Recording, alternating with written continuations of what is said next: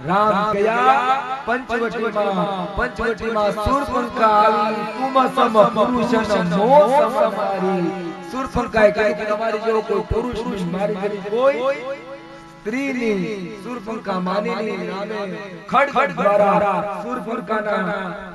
નાક છેદન કર્યું શૂરપંખા પોતાના ભાઈ ખરદૂષણ પાસે ગઈ ખરદૂષણ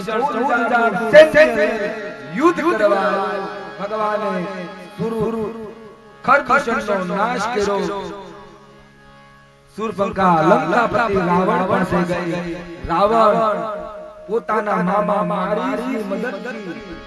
ભગવતી જાનકીનું હરણ કરીને જાતા હતા રસ્તામાં ગીધનો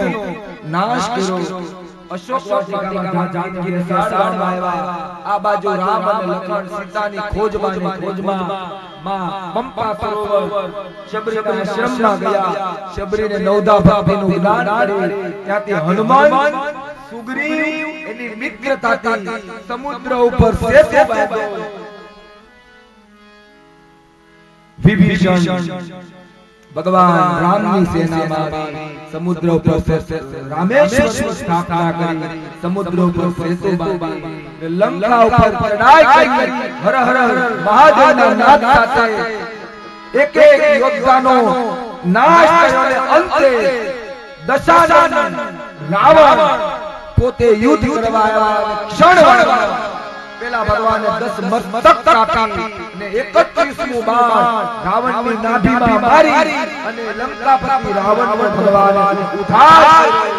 ત્યાંથી ભગવાન જાનકીને અશોક વાટિકામાંથી લાવ્યા વિભીષણને લંકાનું રાજ આપ્યું જે રીતે લંકા માંથી પુષ્પક વિમાનમાં બેસી ને પુનઃ પાછા રામ લક્ષ્મણ જાનકી તથા સુગ્રીવાદીની સેના પુનઃ અયોધ્યામાં પધાર્યા અયોધ્યામાં ભગવાન રામ સ્વાગત કરી અને